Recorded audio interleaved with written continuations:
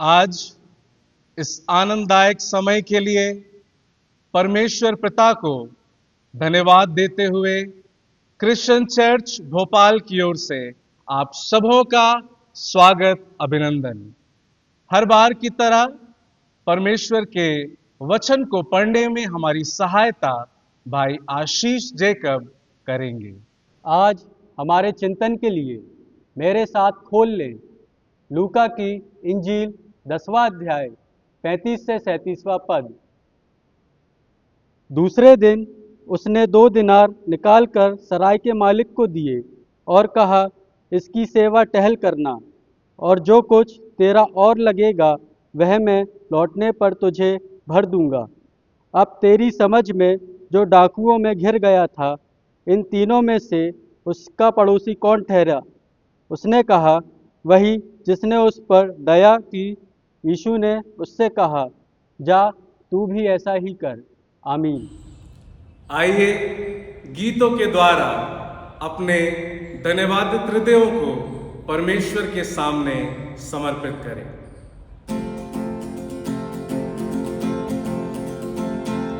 Hallelujah hallelujah गाएंगे, उसके वचन को सुनाएंगे।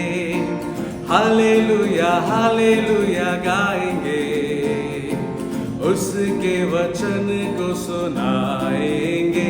चाहे हर मुसीबत से गुजरना पड़े तो भी उसके ही संग हम जाएंगे। चाहे हर मुसीबत से गुजरना पड़े तो भी उसके ही संग हम जाएंगे। भजन करेंगे और स्तुति करेंगे और प्रशंसा करेंगे। जब तक हम में सांस रहेगी उसके ही गुण गाएंगे। हालेलुया हालेलुया गाएंगे, उसके वचन को सुनाएंगे। चाहे हर मुसीबत से गुजरना पड़े तो भी उसके ही संग हम जाएंगे। चाहे हर मुसीबत से गुजरना पड़े तो भी उसके ही संग हम जाएंगे। अब ये समय है खुदा के सेवक बिशप डॉक्टर विपिन लाल के लिए कि वे प्रभु के वचन पर प्रकाश डालें। जीवन की महान सेवाओं के लिए हम परमेश्वर का धन्यवाद करते हैं कि परमेश्वर लगातार इस बड़ी यात्रा में अनेक जवान बच्चों को हमें दिया ताकि हम उनके साथ में मिलकर हम प्रभु की बड़ी सेवा कर सकें। और इसी बड़ी क्रम में हम धन्यवादित हैं गुजरात में रहने वाली हमारी बिटिया एग्नेस के लिए, जो 20-25 साल से हमारी सेवकाई का एक बड़ा हिस्सा है, जो न केवल प्रार्थना करती परंतु हमारी सेवाओं को निरंतर लोगों तक पहुंचाती। हम प्रभु का धन्यवाद करते हैं। और आज का जो वचन आपके सामने पढ़ा गया, ये दयालु सामरी के बारे में है कि एक व्यक्ति जो अपनी सेवाओं के द्वारा उसे एक बड़ी उपाधि मिली, जो आगे चलकर उसे दयालु सामरी के रूप में जाना गया। मेरे जिस मित्रों, प्रभु यीशु मसीह ने उस व्यक्ति से पूछा कि सच्चा पड़ोसी कौन है, और जब उस व्यक्ति ने सही जवाब दिया तो यीशु मसीह उससे कहते हैं कि जा तू भी ऐसा ही कर, जा तू भी ऐसा ही कर। पिछले दिनों में मैं कोलार बैंक में बैठा था, वो उनके सोविनियर को पढ़ रहा था, जिसमें 6-7 महान पुरुषों के बारे में दिया गया है। उन पुरुषों में एक महिला का भी वर्णन है, और उस महिला के बारे में जब मैं पढ़ रहा था तो मुझे मालूम चला कि उसका पूना के पास में एक मैंगलोर जिले में एक शास्त्री के परिवार में एक छोटी लड़की का जन्म होता है।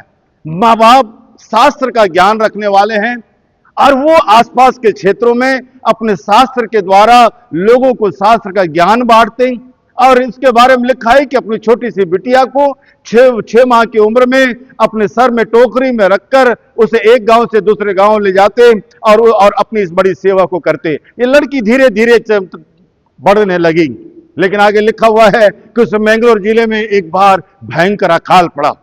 उस अकाल के दरमियान में लोगों के बीच में खाने और पीने के बड़े मोहताज हो गए। लोगों के पास में दाना नहीं था और उस बड़े अकाल के समय में इस छोटी सी बिटिया के छोटी उम्र में ही उसके पिता की मृत्यु हो जाती है। लेकिन यही जीवन का समापन नहीं था। ये लड़की धीरे धीरे आगे चलकर बढ़ने लगी, समस्याओं से लड़ने लगी। लेकिन जो माँ बाप से शास्त्र का ज्ञान उसे मिला था, ये उसी शास्त्र के ज्ञान के द्वारा आसपास के लोगों में बड़े रूप से प्रचलित होने लगी। और आगे चलकर उसके बारे में कहा जाता है कि एक समय ऐसा भी उसके जीवन में आया जब उसके पास में ना तो खाने के लिए कोई दाना था, ना ही ओढ़ने के लिए चादर था, और ठंड का समय था। लेकिन लिखा हुआ है कि वो नदी के किनारे रेत के अपने शरीर को रेत से ढाक लेती ताकि ठंड से उसके जीवन का बचाव हो सके।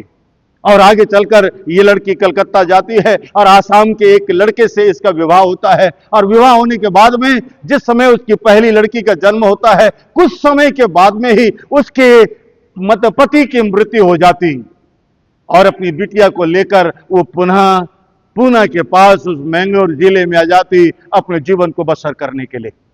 उसके बारे में लिखा कि जब वो मैंगलोर में थी उस समय पुनः एक भयंकर अकाल पड़ा और उस बड़े अकाल के समय में उसने देखा कि कैसे लोग खाने के लिए मोहताज हैं, कैसी समस्याएं उनके बीच में हैं। और वो समय ऐसा भी था कि लोगों के बीच में शास्त्र का या ज्ञान या वचन का ज्ञान या फिर शिक्षाओं का बड़ा अभाव था। लोगों के बीच में कई प्रकार की कुरीतियां उनके बीच में थी। स्त्रियों का सम्मान नहीं था। स्त्रियों को लोग दासियों के रूप में अपने पास में रखा करते थे। दासियों को केवल उपभोग की वस्तु समझा करते थे।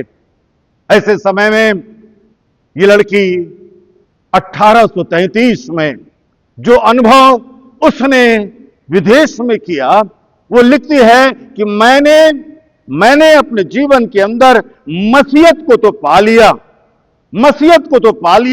परंतु मसीहत को जन्म देने वाले प्रभु यीशु मसीह को नहीं पाया। ये उसके जीवन का टर्निंग पॉइंट था। उसने अपने जीवन के अंदर निर्णय किया, प्रार्थना किया, अपने जीवन को प्रभु के सामने सौंपा और कहा कि प्रभु, आज के समय में मैं कैसे लोगों के बीच में तेरे प्रेम को बांटूं, कैसे मैं लोगों के बीच में सेवा करूं। मेरे पास में कुछ नहीं है। काफी लंबी प्रार्थना के बाद में परमेश्वर ने उसके मन में इस बात को डाला और लिखा है कि उसने शारदा सदन का निर्माण किया। ऐसे समय में जब उसके पास में कुछ नहीं था, लेकिन हम प्रभु का धन्यवाद करते हैं कि परमेश्वर ऐसे लोगों को ढूंढता है जो समाज में रहने वाले व्यक्तियों की सहायता करें। परमेश्वर ऐसे लोगों को ढूंढता है जो मानव कल्याण के लिए काम करें। परमेश्वर ऐसे लोगों को ढूंढता है जो मानव के लिए आंसू बहाएं। परमेश्वर ऐसे लोगों को ढूंढता है जो कुछ उनके पास में है वो मनुष्यों के लिए, समाज के लोगों के लिए, दलित लोगों के लिए, गिरे हुए लोगों के लिए, कुचले हुए लोगों के लिए सब कुछ समर्पित कर दे।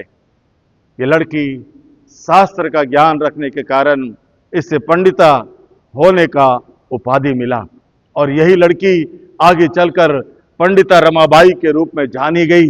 लेकिन मेरे प्रिय श्रोताओं, मैं आपको बताना मांगता कि इसके शारदा सदन में उसने महिलाओं के न केवल आंखों के आंसुओं को पोंछा, लेकिन महिलाओं को उसने प्यार किया।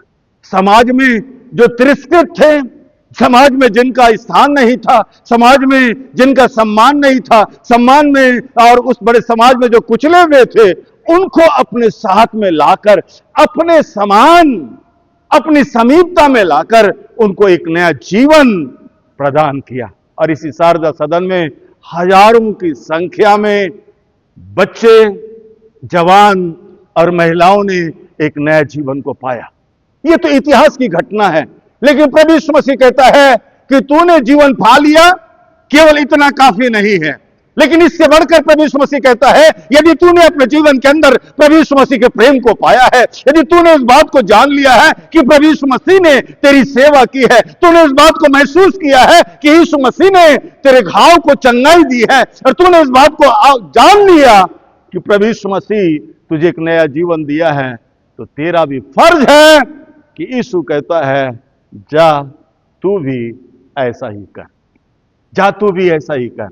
आज संसार को किसी बड़े ज्ञान की आवश्यकता नहीं है। आज हमारे हिंदुस्तान को किसी बड़े किसी बड़े धर्म वैज्ञानिक की आवश्यकता नहीं है, लेकिन आज हिंदुस्तान को ऐसे व्यक्ति की आवश्यकता है जो अपने जीवन के द्वारा दलित, कुचले हुए ऐसे लोगों की सेवा कर सके। एक बार मैं पास्टर पगारे और बेटे आशीष के साथ में न्यू मार्केट जा रहा था। रास्ते में मैंने देखा एक कचरे के डब्बे के पास में एक गरीब, एक फटे कपड़ा पहना हुआ व्यक्ति उन कचरों में कुछ ढूंढ रहा है। क्या हमारे इर्द गिर्द, हमारे परिवार के पास ऐसा कोई है जिससे जो इंतजार कर रहा है उस सामरी का, जो आगे चलकर दयालु सामरी बन जाए? हमारे इर्द गिर्द क्या कोई ऐसे परिवार हैं जिन्हें हमारी जरूरत है? प्रभु यीशु मसीह कहता है, जा तू भी ऐसा ही कर।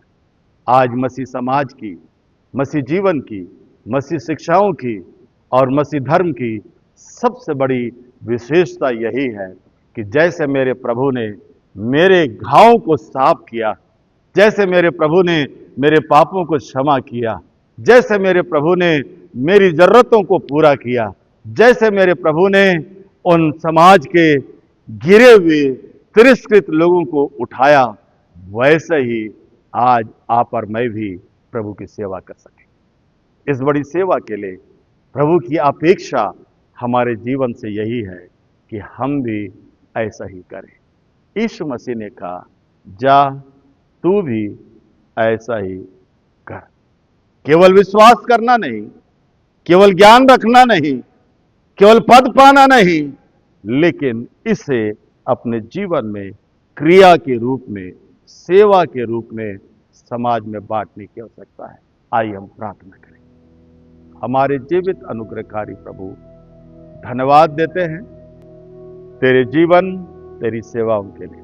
हमारी प्रार्थना है हम सबों को अनुग्रह दे ताकि हम जीवन में मानव जाति के कल्याण के लिए काम कर सके।